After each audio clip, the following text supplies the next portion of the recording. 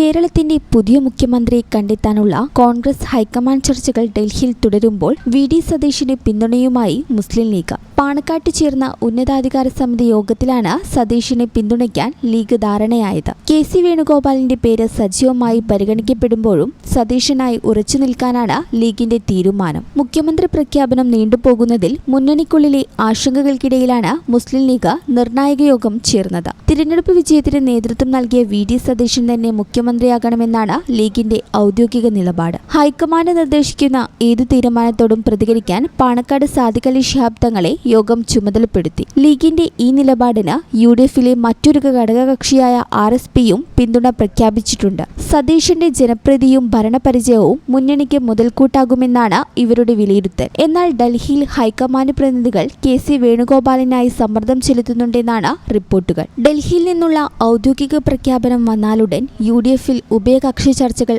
ആരംഭിക്കുമെന്നും മന്ത്രിസഭാ രൂപീകരണവും വകുപ്പ് വിഭജനവും ഈ തീരുമാനത്തിന് പിന്നാലെ പാണക്കാട് തങ്ങളുടെ നേതൃത്വത്തിൽ ചർച്ച ചെയ്യുമെന്നും പി.കെ. കുഞ്ഞാലിക്കുട്ടി പറഞ്ഞു. ഈ ചാനൽ ന്യൂസ് മലപ്പുറം.